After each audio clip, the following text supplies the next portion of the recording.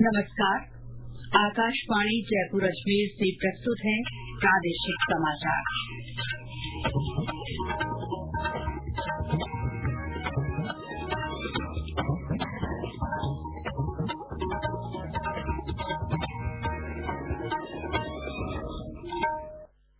मुख्य समाचार। राज्य विधानसभा का दूसरा सत्र आज से शुरू। 10 जुलाई को सदन में पूर्ण बजट पेश किया जाएगा। प्रदेश के आकांक्षी जिलों और ब्लॉक्स में कल से संपूर्णता अभियान शुरू होगा। सब इंस्पेक्टर भर्ती परीक्षा 2021 समेत अन्य परीक्षाओं के पेपर लीक मामले के 3 इनामी आरोपी गिरफ्तार। और प्रदेश में कई स्थानों पर हल्की से मध्यम और कहीं कहीं भारी बारिश। आगामी 2-3 दिन कई जिलों में तेज बरसात के आसार।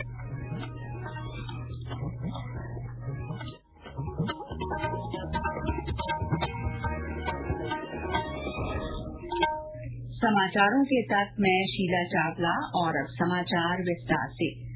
राज्य विधानसभा का दूसरा सत्र आज से शुरू हुआ। सुबह 11 बजे सदन की कार्यवाही शुरू होते ही विपक्ष ने हंगामा किया। इस दौरान नेता प्रतिपक्ष टीकाराम जूली ने राज्यपाल के अभिभाषण की मांग की।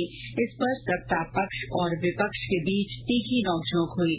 विपक्ष की ओर से उठाए गए मुद्दे पर विधानसभा अध्यक्ष वासुदेव देवनानी ने कहा कि व्यवस्था के अनुसार विधानसभा के पहले और हर साल के पहले सत्र में राज्यपाल का अभिभाषण होना जरूरी है। उन्होंने कहा कि इस साल का ये दूसरा सत्र है। इसके बाद विधानसभा अध्यक्ष ने बागीदौरा से नवनिर्वाचित विधायक जय कृष्ण पटेल को शपथ दिलाई। सदन में राज्यपाल की ओर से स्वीकृत किए गए विधेयकों का विवरण रखा गया। मुख्य सचेतक ने कार्य सलाहकार समिति के प्रतिवेदन को सदन में रखा। श्री देवनानी ने ओम बिरला के लोकसभा अध्यक्ष चुने जाने को प्रदेश के लिए गौरव का पल बताया। विधानसभा अध्यक्ष ने सदस्यों को अंतर्राष्ट्रीय प्लास्टिक बैग मुक्ति दिवस का संकल्प दिलाया। सदन में आज 12 विभूतियों के निधन पर शोकाभिव्यक्ति और श्रद्धांजलि अर्पित की गई। बाद में सदन की कार्यवाही कल तक के लिए स्थगित कर दी गई। मुख्यमंत्री भजनलाल शर्मा के नेतृत्व में बनी सरकार का पहला पूर्ण बजट 10 जुलाई को विधानसभा में पेश किया जाएगा। विधानसभा में आज पेश की गई कार्य सलाहकार समिति की बैठक की रिपोर्ट के अनुसार सदन में 10 जुलाई तक का कामकाज तय हो गया है। ये बैठक कल विधानसभा अध्यक्ष वासुदेव देवनानी की अध्यक्षता में आयोजित हुई थी। सदन में कल प्रश्नकाल और शून्यकाल की कार्यवाही होगी। साथ ही रीको तथा राजस्थान कोऑपरेटिव डेयरी फेडरेशन के वार्षिक प्रतिवेदनों पर विचार होगा। 5 से 9 जुलाई तक विधानसभा नहीं चलेगी। 10 जुलाई को बजट पेश किया जाएगा। 10 जुलाई से आगे का कामकाज तय करने के लिए कार्य सलाहकार समिति की बैठक दोबारा होगी। प्रदेश के आकांक्षी जिलों और ब्लॉक्स में कल से संपूर्णता अभियान शुरू होगा। ये अभियान 5 आकांक्षी जिलों के साथ 27 आकांक्षी ब्लॉक्स में 30 सितंबर तक चलेगा। इस अभियान का उद्देश्य स्वास्थ्य, पोषण, शिक्षा, कृषि और सामाजिक विकास के सूचकांकों को 100% हासिल करना है। नीति आयोग ने इस अभियान के लिए प्रत्येक ब्लॉक और जिले में अपने प्रतिनिधि भेजे हैं। बाड़मेर के जिला कलेक्टर निशांत जैन ने आकाशवाणी को बताया कि इस अभियान के तहत जिले के रामसर ब्लॉक को चुना गया है। उन्होंने बताया कि इस अभियान में आकांक्षी ब्लॉक के लिए 6 प्राथमिकता वाले बिंदुओं के 100% लक्ष्य हासिल किए जाएंगे। इसमें 6 बिंदुओं पर फोकस किया जाना है। एक तो जो गर्भवती महिला है उनका पहले तिमाही में एंटीनेटल केयर हो रहा है, उससे रजिस्ट्रेशन हो गया नहीं हो गया। और इसी तरह गर्भवती महिलाएं जो उनका सप्लीमेंट्री न्यूट्रिशन ICDS के अंतर्गत उनको मिल रहा है या नहीं। इसी प्रकार कोविड हेल्थ कार्ड का सर्कुलेशन, डायबिटीज और हाइपरटेंशन की कितने लोगों को स्क्रीन किया गया है पॉपुलेशन में से, और एक सेल्फ हेल्प ग्रुप उनको रिवॉल्विंग फंड कितना मिला है। तो इन 6 बिंदुओं पर सैचुरेशन का ये अभियान है। सैचुरेशन यानी इसको पूरी तरह से अचीव करना है, ये लक्ष्य है। इसलिए इसको संपूर्णता अभियान का नाम दिया गया है। अभियान के शुभारंभ के मौके पर कल से 2 दिन तक विशेष कार्यक्रम होंगे। कोटपूतली बहरोड जिले के नीमराणा में संपूर्णता अभियान शिविर का आयोजन होगा।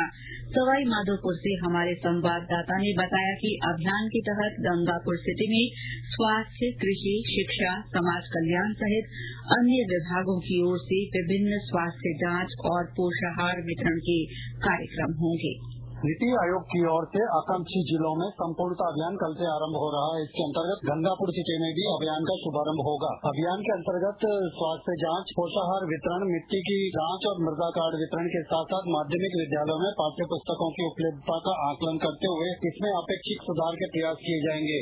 आकांक्षी ब्लॉक फेलो यशस्वी अग्रवाल ने बताया कि इसमें स्वास्थ्य, समाज कल्याण, कृषि, शिक्षा सहित 10 विभागों के स्टॉल लगाकर लोगों में व्यापक प्रचार प्रसार और फायदा पहुंचाया जाएगा। इसके साथ ही इस अभियान के अंतर्गत विभिन्न माध्यमों से भी व्यापक प्रचार प्रसार किया जाएगा ताकि अधिक से अधिक लोग इसका लाभ उठा सकें। सतीश वर्मा, आकाशवाणी समाचार, सवाई माधोपुर। झालावाड़ जिले के खानपुर में इस अभियान के लिए नोडल अधिकारी लगाया गया है। राजस्थान धरोहर प्रोन्नति प्राधिकरण के अध्यक्ष ओंकार सिंह लखावत ने कहा है कि देश की आजादी के लिए जान देने वाले शहीदों को सम्मान देने और 1857 के स्वतंत्रता संग्राम में योगदान देने वाले गांवों को स्वतंत्र गांव घोषित कर वहां स्मारक बनाए जाएंगे। श्री लखावत आज बूंदी में बोल रहे थे। उन्होंने प्राधिकरण की ओर से बूंदी में कराए जा रहे बूंदा मीणा पैनोरमा के निर्माण कार्य की प्रगति की जानकारी ली। उन्होंने कहा कि राज्य सरकार का प्रयास है कि राजस्थान में समाज के लिए प्रेरणा के केंद्र बिंदुओं की स्मृति में कार्यक्रम हो। राज्य मानवाधिकार आयोग के नव नियुक्त सदस्य भारतीय पुलिस सेवा के सेवानिवृत्त अधिकारी अशोक कुमार गुप्ता ने आज राजभवन में राज्यपाल कलराज मिश्र से मुलाकात की। राज्यपाल से उनकी ये शिष्टाचार भेंट थी। राज्यपाल ने श्री गुप्ता को शुभकामनाएं दी। श्री गुप्ता ने इस दौरान राज्यपाल को राज्य मानवाधिकार आयोग के कार्यों और भविष्य की योजनाओं के बारे में जानकारी दी। ये समाचार आकाशवाणी जयपुर अजमेर से प्रसारित किए जा रहे हैं। पुलिस ने सब इंस्पेक्टर भर्ती परीक्षा 2021 समेत 6 से ज्यादा प्रतियोगी परीक्षाओं के पेपर लीक मामले में 3 वांछित आरोपी ओम प्रकाश ढाका, सुनील बेनीवाल और सम्मी बिश्नोई को गिरफ्तार कर लिया है। जोधपुर पुलिस ने विशेष अभियान चलाकर इन प्रमुख आरोपियों को गिरफ्तार कर एसओजी को सौंप दिया है। आज जयपुर में एसओजी के अतिरिक्त पुलिस महानिदेशक वीके सिंह ने प्रेस वार्ता कर इन आरोपियों की गिरफ्तारी के संबंध में जानकारी दी। उन्होंने बताया कि इन लोगों पर पुलिस ने इनाम घोषित कर रखे थे। जोधपुर के पुलिस महानिरीक्षक विकास कुमार ने बताया कि ढाका और बेनीवाल हैदराबाद के एक फ्लैट में छुपे थे, जहां से उन्हें पकड़ा गया। वहीं सम्मी बरसाना में फरारी काट रही थी और पुलिस ने उसे वहां से गिरफ्तार किया है। ये 2 ऑपरेशन थे। एक ऑपरेशन यूपी में चला है और एक ऑपरेशन हैदराबाद में चला है। यूपी के ऑपरेशन में सम्मी बिश्नोई पकड़ी गई है। सम्मी बिश्नोई 70,000 का इनाम है इसके ऊपर पेपर लीक कांड में। ये एसओजी के अलावा बालोतरा में भी 2021 के इसी तरीके के घोटाले में वांछित रही है। दूसरे ऑपरेशन की बात बताएं जो हैदराबाद में हुआ, जिसमें ओम प्रकाश और सुनील पकड़े गए। ये काफी दिनों से गायब थे। शुरू में इन्होंने जगह बदली और बाद में फिर इन्होंने अपना ठिकाना हैदराबाद को बनाया। 13 लोगों का चैनल पैटर्न और गैस सिलेंडर की खपत का पैटर्न पड़ा। इन तीनों आरोपियों को बुधवार को कोर्ट में पेश कर 15 दिन की रिमांड मांगी गई है। गौरतलब है कि तीनों पेपर लीक के मास्टरमाइंड हैं और इनकी तलाश राजस्थान पुलिस को काफी समय से थी। राज्य में प्रदूषण नियंत्रण मंडल की ओर से 20 लाख से ज्यादा पौधे लगाए जाएंगे। राज्य प्रदूषण नियंत्रण मंडल के सदस्य सचिव एन विजय ने ये जानकारी दी। उन्होंने बताया कि ये पौधे मुख्यतया उद्योगों और उनके आसपास वाले क्षेत्रों में लगाए जाएंगे ताकि औद्योगिक गतिविधियों से होने वाले प्रदूषण से आसपास के इलाकों को प्रदूषण मुक्त किया जा सके। ये कार्य आमजन, स्वयंसेवी संस्थाओं और अन्य हितधारकों के माध्यम से किया जाएगा। और अब मौसम। प्रदेश में आज भी कई स्थानों पर हल्की से मध्यम तो कहीं कहीं भारी बारिश हुई है। बीते 24 घंटों में डूंगरपुर जिले में कहीं कहीं बहुत भारी बारिश दर्ज की गई। आज सीकर, झुंझुनू, दौसा, सवाईमाधोपुर, टोंक, भरतपुर, करौली, कोटा, बारां, भीलवाड़ा और झालावाड़ जिलों में कहीं कहीं तेज हवाओं के साथ हल्की से मध्यम बरसात हुई है। कुछ स्थानों पर तेज बारिश भी हुई। नीमका थाना में अच्छी बारिश हुई। चूरू में कल बारिश से भरा पानी अब तक नहीं निकाला जा सका है। जयपुर के कई इलाकों में शाम को अच्छी बारिश हुई है। मौसम विभाग ने कहा है कि पूर्वी राजस्थान के कुछ स्थानों पर आज से बारिश की गतिविधियों में बढ़ोतरी की संभावना है। आगामी 2-3 दिन जयपुर, भरतपुर, कोटा और उदयपुर संभाग के कुछ हिस्सों में मेघ गर्जन के साथ मध्यम से तेज बारिश की संभावना है। इस दौरान जयपुर, भरतपुर और कोटा संभाग में 1-2 स्थानों पर भारी बारिश हो सकती है। राजस्थान राज्य मानवाधिकार आयोग ने विधिक क्षेत्र के विद्यार्थियों के लिए 21 दिन का राष्ट्रीय स्तर का इंटर्नशिप कार्यक्रम आज से शुरू किया है। उद्घाटन समारोह की अध्यक्षता आयोग के सदस्य न्यायाधिपति रामचंद्र सिंह झाला ने की।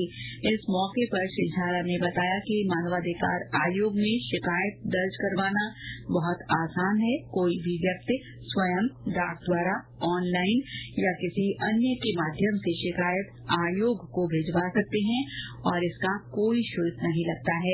शिकायत सही पाए जाने पर आवश्यक कार्रवाई भी की जाती है। श्री झाला ने कहा कि आमजन में, विशेषकर ग्रामीण इलाकों में मानवाधिकारों को लेकर जागरूकता बेहद कम है।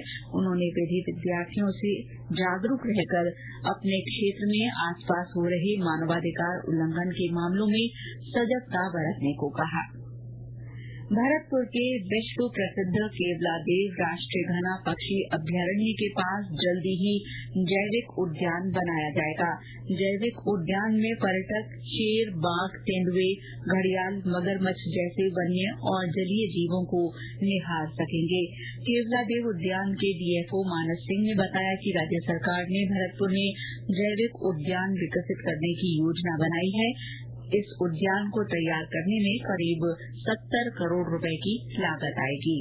और अंत में मुख्य समाचार एक बार फिर। राज्य विधानसभा का दूसरा सत्र आज से शुरू हुआ। सदन में 10 जुलाई को पूर्ण बजट पेश किया जाएगा। प्रदेश के आकांक्षी जिलों और ब्लॉक्स में कल से संपूर्णता अभियान शुरू होगा। सब इंस्पेक्टर भर्ती परीक्षा 2021 समेत अन्य परीक्षाओं के पेपर लीक मामले के 3 इनामी आरोपी गिरफ्तार कर लिए गए हैं। और प्रदेश में कई स्थानों पर हल्की से मध्यम और कहीं कहीं भारी बारिश हुई है। मौसम विभाग ने आगामी 2-3 दिन कई जिलों में तेज बरसात की संभावना जताई है। इसके साथ ही प्रादेशिक समाचार बुलेटिन समाप्त हुआ। नमस्कार।